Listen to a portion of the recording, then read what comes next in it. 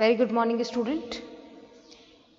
आज की इस वीडियो में हम बात करने वाले हैं मॉनेटरी जो थ्योरी थी आपकी इंटरेस्ट की, उसकी सबसे इम्पॉर्टेंट थ्योरी की liquidity preference theory of interest.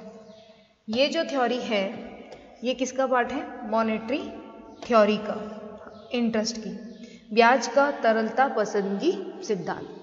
तो चलिए बात करते हैं सबसे पहले इसके इंट्रोडक्शन की। इस थ्योरी को जो देने वाले थे, वो थ्योरी को देने वाले कौन थे? Professor J.M. किन्स। यानी कि इस थ्योरी को प्रेजेंट करने वाले कौन थे? Professor Keynes, the noted British economist. Hence this theory is also called the Keynesian theory of interest. इस थ्योरी को प्रोफेसर किन्स ने दिया था, इसीलिए इसे प्रोफेसर किन्स का ब्याज का सिद्धांत कहते हैं। आपने देखा होगा कि 1930 का जो डिप्रेशन पीरियड था, 1930 की जो मंदी थी, उसमें उन्होंने उस समय एक अपनी बुक लिखी, आप कह सकते हैं एक थीसिस लिखी, और उसका नाम क्या था? देखिए, the general theory of employment. इस थ्योरी में आप कह सकते हैं कि ब्याज की जो इम्पोर्टेंट चीज़ है वो इस किताब में उन्होंने बताया था। किन्स का ये जो थीसिस था, ये पूरा का पूरा अनएम्प्लॉयमेंट की जो प्रॉब्लम है उसको दूर करना। क्या करना था? अनएम्प्लॉयमेंट की जो बेरोजगारी की समस्या है उसको दूर करना। तो सबसे पहले आपको ये बताना होगा कि तरलता पसंदगी सिद्धांत किस अर्थशास्त्री के द्वारा दिया गया? J.M. किन्स। तो आपको क्वेश्चन है वो ये भी पूछा जा सकता है कि या तो पूछा जाएगा कि लिक्विडिटी प्रेफरेंस थ्योरी क्या होती है, या फिर ये पूछा जा सकता है कि प्रोफेसर किन्स का जो इंटरेस्ट का सिद्धांत है वो बताइए। तो दोनों ही नाम से आपसे पूछा जा सकता है। सबसे पहले हम बात करते हैं कि what is the meaning of liquidity preference, तरलता पसंदगी होती क्या है उसके बारे में। देखिए, प्रोफेसर किन्स का क्या मानना था?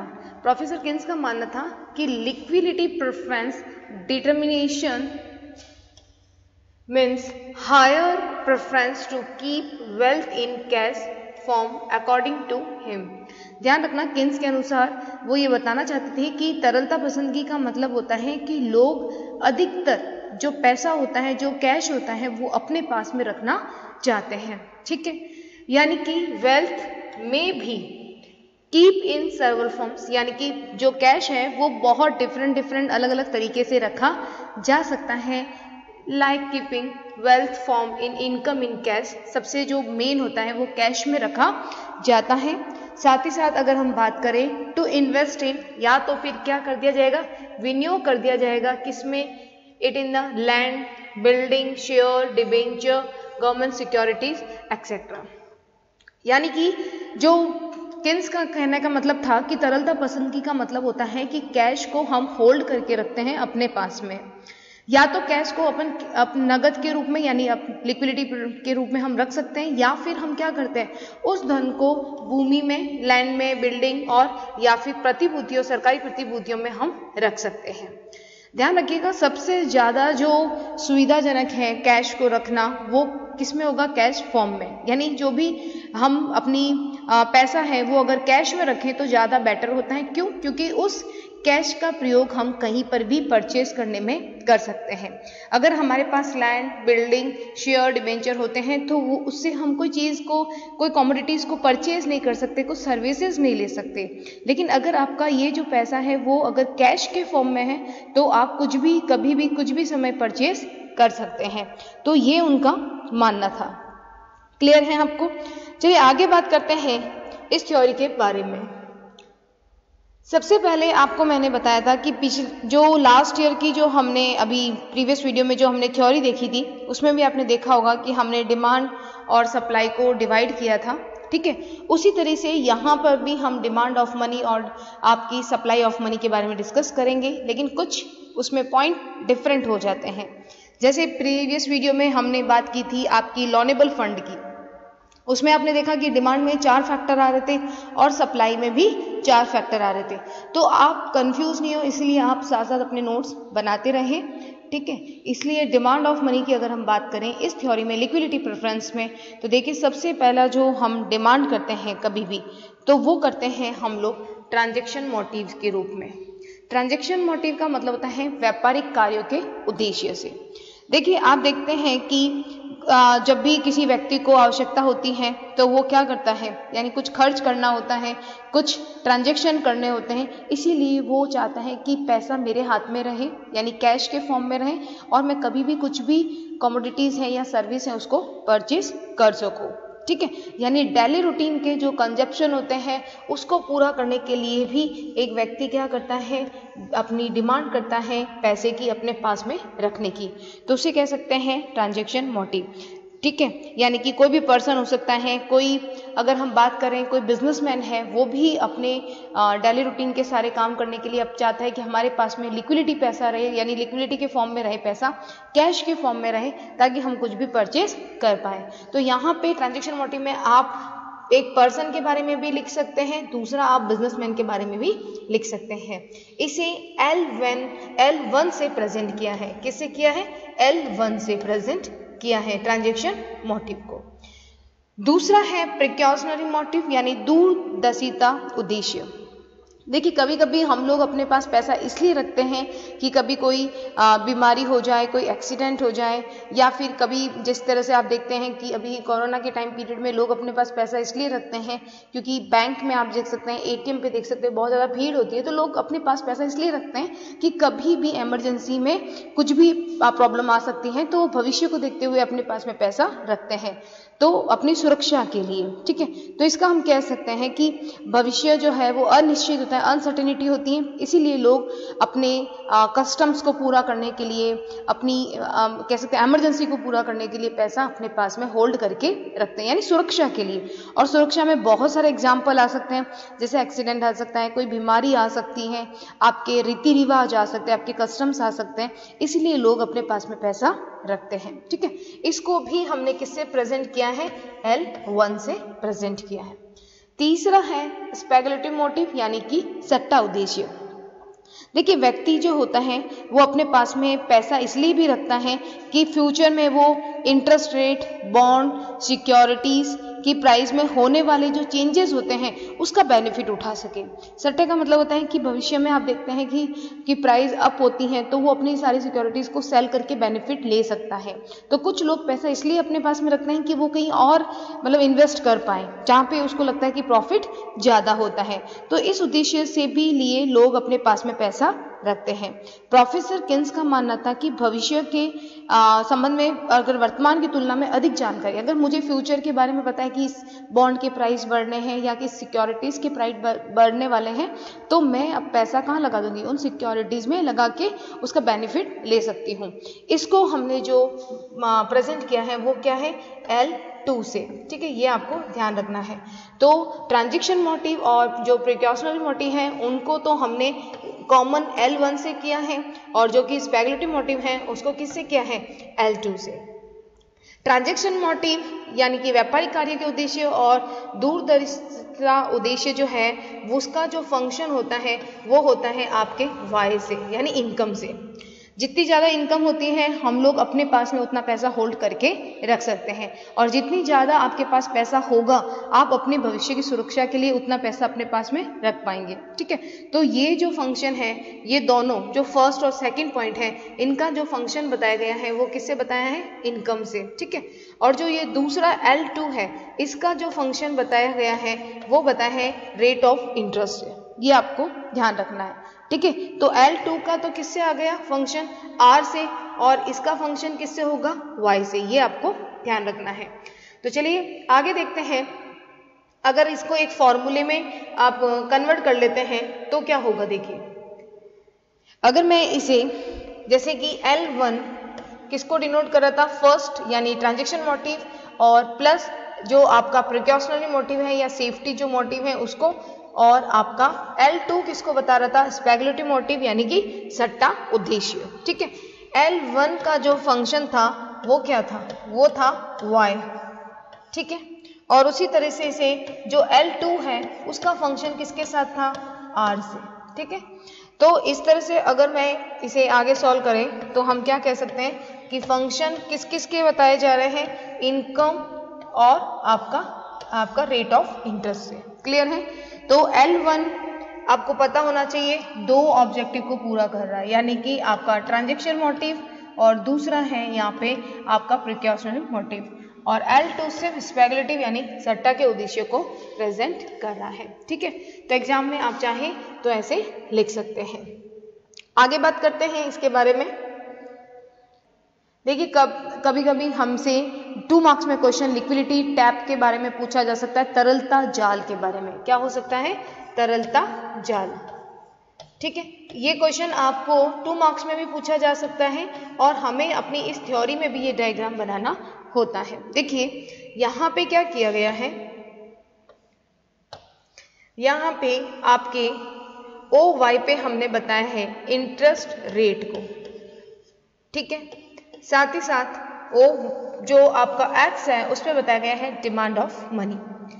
हमने एक कर्व बनाया है यहाँ पे, आपने देखा होगा, ये देखिए। ठीक है, यहाँ पे हमने नाम रख दिया A, ये है आपका B और ये है C।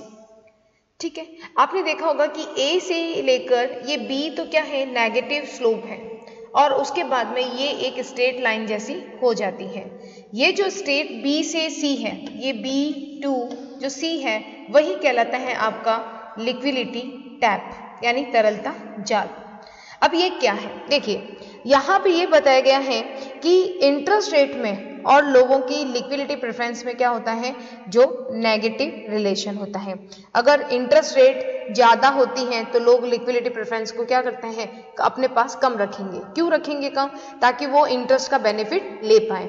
अगर आपकी इंटरेस्ट रेट ज़्यादा है तो लोगों की जो डिमांड है लिक्विडिटी प्रेफरेंस की वो क्या हो जाएगी, वो कम हो जाएगी। ठीक है, अब ये कैसे? देखिए यहाँ तक A से लेकर B तक तो क्या है, नेगेटिव स्लोप, यानी कि लोग इंटरेस्ट रेट बढ़ती है तो वो अपने पास में क्या करेंगे, कम होल्ड करके रखेंगे, वो अपने बेनिफिट लेंगे इंटरेस्ट का, या फिर शेयर मार्केट में लगाकर वो डिविडेंड का बेनिफिट लेंगे। लेकिन देखिए यहाँ पे जब B के बाद में, B तक जब इंटरेस्ट रेट आ जाती है आपकी, तो उसके बाद में लोगों को लगता है कि अब इंटरेस्ट रेट और डाउन नहीं होगी, और लोग क्या करते हैं, अपने पास में ही पैसा होल्ड करके रखते हैं। यानी कि बहुत ज़्यादा इंटरेस्ट, आप कह सकते हैं कि इंटरेस्ट रेट जब है, ये BC जो है ये बिल्कुल क्या है, एक स्ट्रेट लाइन के रूप में बता रहा है। यानी कि अब जब लोग हैं यहाँ पे देखते हैं कि बहुत कम इंटरेस्ट रेट पर वो अपने स्पेकुलेटिव जो ऑब्जेक्ट होता है उसके लिए बिल्कुल भी कह सकते हैं परफेक्टली इलास्टिक हो जाते हैं, यानी पूर्णतः लोचदार। ये B से C जो है वो क्या डिनोट कर रहा है, परफेक्टली इलास्टिसिटी। ठीक है, ये आपको ध्यान रखना, पूर्णतः लोचदार। तो यानी कहने का मतलब है कि इंटरेस्ट रेट जब बढ़ती है तो आपकी लिक्विडिटी जो प्रेफरेंस है वो कम हो जाती है, क्योंकि लोग बेनिफिट उठाते हैं। लेकिन B से लेकर C के बाद में लोगों को लगता है कि नहीं, अब इंटरेस्ट रेट से कह सकते हैं इससे कम नहीं होगी, तो लोग अपने पास में लिक्विडिटी यानी कि उसके रूप में रखना पसंद करने लग जाते हैं। यानी कि वो अपनी पूरी मनी है, पैसा जो है, अपनी समस्त मुद्रा को अपने पास में रखने के इच्छुक हो जाते हैं। और ये जो लिक्विडिटी प्रेफरेंस का हम कह सकते हैं, ये जो B से लेकर C है, ये परफेक्टली इलास्टिसिटी यानी पूर्ण लोचदार भाग को ही कंस ने लिक्विडिटी टैप कहा था। ठीक है, आपको ध्यान रखना है कि ये जो है, लेकिन ये क्या करते हैं लोग कि जैसे इंटरेस्ट रेट कम होती है तो उनकी डिमांड बढ़ जाती है, तो यहाँ पे उनको लगता है कि अब जो इंटरेस्ट रेट है इतनी डाउन नहीं होगी, तो इससे वो क्या करते हैं, बिल्कुल उनका जो लिक्विडिटी प्रेफरेंस है उसको रखने के लिए ज़्यादा वो हो जाते हैं कि हम अपने पास ही पैसा रखेंगे। ठीक है, तो यहाँ पे हम बात करते हैं, और यहाँ पे हम कह सकते हैं कि लोगों को ऐसा लगता है कि अब रेट डाउन नहीं होगी, इंटरेस्ट रेट डाउन नहीं होगी, और ना ही कह सकते हैं बॉन्ड के प्राइस इंक्रीज होंगे। तो ऐसी दशा में लोग जो है वो बॉन्ड परचेज करना नहीं चाहते हैं, और वो उसके स्थान पर अपने पास में करेंसी रखना चाहते हैं, क्योंकि इंटरेस्ट रेट में और बॉन्ड की प्राइस में क्या होता है, नेगेटिव रिलेशन होता है। तो ये डायग्राम आपको इसमें बनाना है। ठीक है, बात करते हैं हम लोग supply of money. Supply of money में ध्यान रखिएगा कि सप्लाई ऑफ मनी में जो मुद्रा की पूर्ति है उसके अनुसार किन्स का ऐसा मानना था कि जो सप्लाई है वो पूरा का पूरा सरकार के द्वारा या मॉनेटरी रूप से कह सकते हैं मॉनेटरी ऑफिसर्स के द्वारा की जाती है। देखिए, according to Keynes to supply of money is equal to legal money and credit money. क्या कहना का तात्पर्य है कि किन्स के अनुसार मुद्रा की कुल पूर्ति वैधानिक मुद्रा और साख मुद्रा के बराबर होती है। ठीक है, लीगल मनी और जो बैंक की क्रेडिट होती है उसके बराबर होगी। Money is supplied by the government, mainly supply किसके द्वारा की जाती है, सरकार के द्वारा की जाती है। ठीक है, who has full control on supply of money, सरकार का इस पर पूर्ण नियंत्रण होता है। ठीक है, the supply of money remain, देखिए ध्यान रखिएगा कि सरकार का मनी की सप्लाई पर तो पूर्ण कंट्रोल होता है और उनको लगता है कि एक निश्चित यानी एक पर्टिकुलर टाइम में जो मनी की सप्लाई है वो कांस्टेंट हो जाती है, स्थिर हो जाती है। ठीक है, तो इसलिए मुद्रा की कुल पूर्ति ब्याज दर से प्रभावित नहीं होती, यानी इंटरेस्ट रेट से इफेक्टेड नहीं होती है सप्लाई। ठीक है, इसीलिए मुद्रा की पूर्ति जो होती है वो आपके लंबवत कह सकते हैं। ठीक है, होती है जैसा कि यहाँ पे बताया गया है इस डायग्राम में, बिल्कुल ये यहाँ पे एक तरह से कांस्टेंट लाइन के रूप में मनी की सप्लाई है। क्लियर है, यानी इंटरेस्ट रेट अगर R है तो भी आपकी सप्लाई इतनी रहेगी, R1 हो जा रहा है तो भी इतनी रहेगी और R2 होता है तो भी मनी की सप्लाई इतनी रहेगी। तो ये क्यों, क्योंकि ये मनी की सप्लाई किसके द्वारा की जा रही है, ये मनी की सप्लाई की जा रही है गवर्नमेंट के द्वारा और जो कमर्शियल बैंक लोन देते हैं उनके रूप में ये सप्लाई की जा रही है। चलिए आगे देखते हैं liquidity preference theory of interest में आप चाहें तो ये एक डायग्राम बना सकते हैं कि demand of money liquidity preference में। ठीक है, और सप्लाई ऑफ मनी के रूप में, सप्लाई ऑफ मनी को हम M से डिनोट करेंगे और लिक्विडिटी जो प्रेफरेंस है लोग अपने हाथ में जो पैसा रखते हैं उसको L से। तो यहाँ पे आप क्या कर सकते हैं, इसको हमने देखा कि डिमांड ऑफ मनी 3 तरह की होती है, ट्रांजेक्शन मोटिव होती है, अनसर्टेनिटी मोटिव यानी कि प्रिकॉशनल जो मोटिव होता है यानी कि दूरदर्शिता उद्देश्य, और स्पेकुलेटिव मोटिव। आपको पता है कि इन दोनों को हमने किससे डिनोट किया था, L1 से, और इसका फंक्शन किसके साथ होता है, Y के साथ में होता है। और इसको हमने किससे बताया था, जो स्पेकुलेटिव मोटिव है वो आपका R के साथ में रिलेशन होता है फंक्शन के साथ में। ठीक है, दूसरा supply of money legal money, legal money का मतलब है जो RBI इशू करती है नोट वगैरह उनके बारे में है, रुपीस पैसा कॉइन हो सकता है जिसे हम M1 से डिनोट कर रहे हैं, और जबकि ये credit money cheque bill draft ये M2 से डिनोट होगा। तो ये आप फ्लो एक चार्ट बना सकते हैं अपने इस क्वेश्चन को और अट्रैक्टिव बताते हुए। ठीक है, तो इस तरह से ये सिद्धांत, देखिए आप चाहें तो इसे एक डायग्राम और बना सकते हैं हम लोग, मनी की डिमांड एंड सप्लाई की क्वांटिटी, यानी quantity of demand and supply of money, और यहाँ बताएंगे हम लोग इंटरेस्ट रेट, यानी कि OX पे हमने quantity of demand and supply of money को दिखा है, OY पे हम इंटरेस्ट रेट को बता रहे हैं। देखिए ये आपका क्या है, लिक्विडिटी प्रेफरेंस का कर्व है। ठीक है, ये आपके लिक्विडिटी प्रेफरेंस का कर्व है और ये है आपकी सप्लाई जो किसके द्वारा की जाती है, गवर्नमेंट के द्वारा, सेंट्रल बैंक है, गवर्नमेंट है। ठीक है, यानी कि RBI के द्वारा इनकी सप्लाई की जाती है जो कि कांस्टेंट बताई गई है। ठीक है, इसमें ज़्यादा वृद्धि वगैरह नहीं बताई। देखिए यहाँ पे जब आपकी लिक्विडिटी प्रेफरेंस का कर्व है वो इंटरसेक्ट कर रहा है कहाँ, इस सप्लाई के कर्व को, तो ये हमारा इक्विलिब्रियम पॉइंट होता है और यहाँ पे हमारी इंटरेस्ट रेट क्या रहेगी, R रहती है। सपोज दैट हम मानते हैं कि लोगों की लिक्विडिटी प्रेफरेंस है वो ज़्यादा रखने की हो गई, तो ये क्या हो जाएगी, ये हमारी ज़्यादा हो गई है, ये डिनोट कर रहा है LP1 से। तो यहाँ पे ये इंटरसेक्ट कहाँ हो रही है, सप्लाई को E1 पे, तो ये हमारी जो इंटरेस्ट रेट है वो बढ़कर R1 हो जाएगी। ठीक है, लेकिन जब लिक्विडिटी प्रेफरेंस लोगों की कम होती है जिसे हमने LP2 से डिनोट किया है और ये अपनी सप्लाई कर्व को E2 पे क्या कर रहा है, इंटरसेक्ट कर रहा है यानी काट रहा है, तो आपकी इंटरेस्ट रेट क्या हो जाती है, R2 हो जाती है।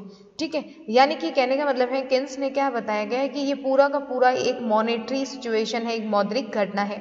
इसका जो डिटर्मिनेशन है इंटरेस्ट रेट का वो मनी की डिमांड एंड सप्लाई के बेस पे इनके पावर से होता है, यानी कि मनी की जो मांग है और पूर्ति जब बराबर होती है तो ब्याज दर का निर्धारण होता है, यानी कि जहाँ पे डिमांड एंड सप्लाई इंटरसेक्ट होती है वहाँ पे इंटरेस्ट रेट का क्या होता है, डिटर्मिनेशंस होता है। तो ये आप बता सकते हैं।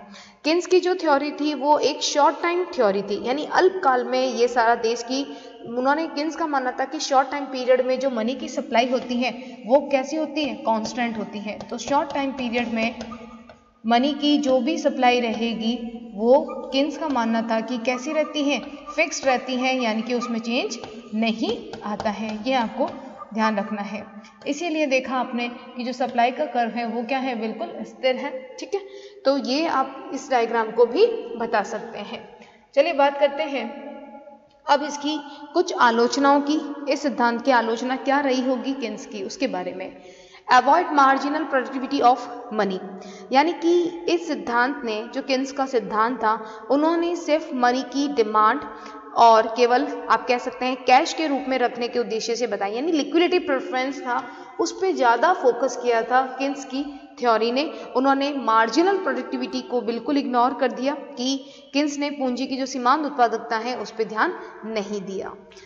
दूसरी इंपॉर्टेंट इसकी आलोचना थी कि शॉर्ट पीरियड थ्योरी, ये अल्पकालिक सिद्धांत है। ठीक है, अल्पकालिक सिद्धांत मतलब है किन्स का ये जो सिद्धांत है, इंटरेस्ट रेट का डिटर्मिनेशन केवल शॉर्ट टाइम पीरियड में किया जा सकता है। अगर हम इसको लॉन्ग टाइम में अप्लाई करेंगे, यानी दीर्घकाल में इस सिद्धांत को करेंगे, तो वो स्पष्ट क्या कह सकते हैं, इस थ्योरी का रिजल्ट नहीं आ सकता। यानी कि शॉर्ट टाइम पीरियड और लॉन्ग टाइम पीरियड में इंटरेस्ट रेट का डिटर्मिनेशन अलग अलग तरीके से होता है।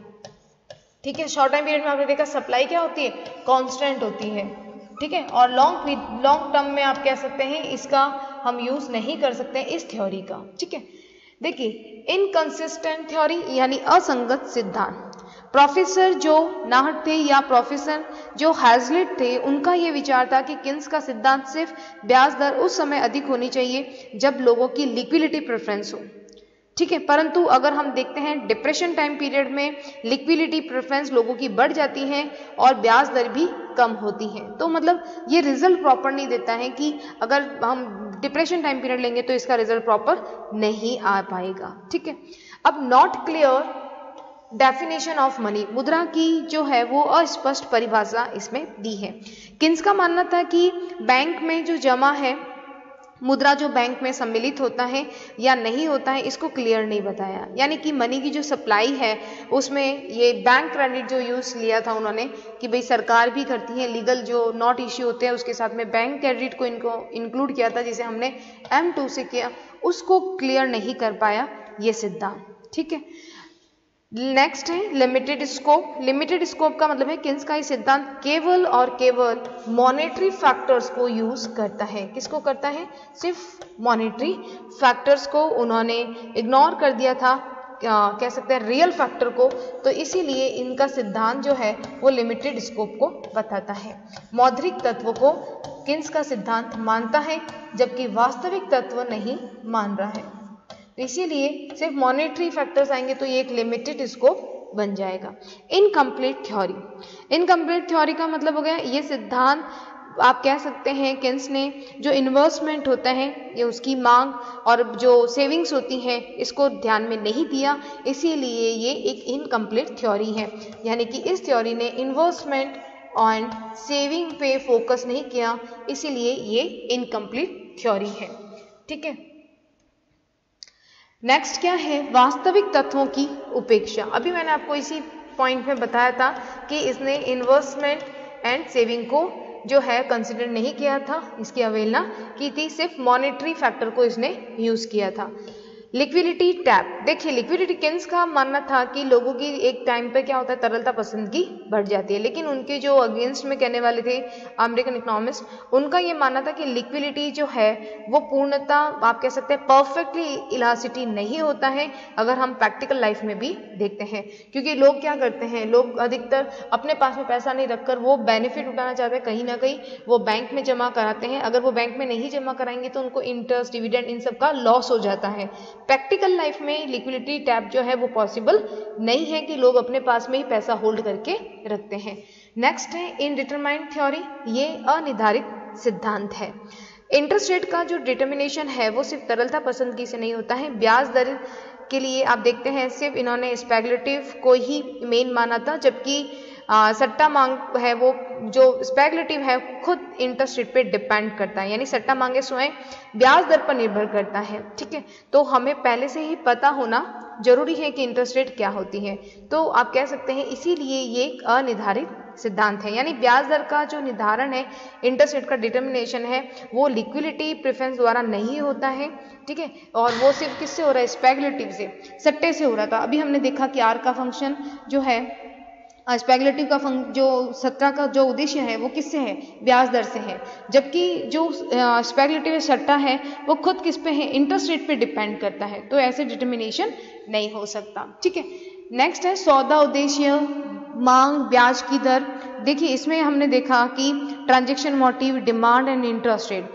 किन्स का सिद्धांत ये मानता है कि मुद्रा का सौदा उद्देश्य मांग को ब्याज दर से स्वतंत्र मानता है, यानी कि ट्रांजैक्शन मोटिव को हमने बिल्कुल इंटरेस्ट रेट से नहीं कनेक्ट किया था, हमने सिर्फ इंटरेस्ट रेट का कनेक्शन सिर्फ स्पेकुलेटिव से किया था, जबकि ऐसा नहीं होता है। ठीक है, इसलिए हम देखते हैं कि यदि बाजार में ब्याज की दर अधिक हो सकती है तो वहां कुछ लोग, अगर इंटरेस्ट रेट ज्यादा है, इंटरेस्ट रेट अगर ज्यादा होगी तो लोग क्या करेंगे, इंटरेस्ट को लेने के लिए वो अपने कंजप्शन को भी कम कर देते हैं, यानी कि इंटरेस्ट रेट ज्यादा है तो लोगों का कंजप्शन क्या हो जाता है, कम हो जाता है। लेकिन इस थ्योरी ने इंटरेस्ट रेट का जो रिलेशन है वो सिर्फ सट्टे से माना था, स्पेकुलेटिव से माना था, उन्होंने ट्रांजैक्शन मोटिव और प्रिकॉशनल मोटिव से नहीं माना था। तो इस तरह से ये सारी इसकी आलोचना है।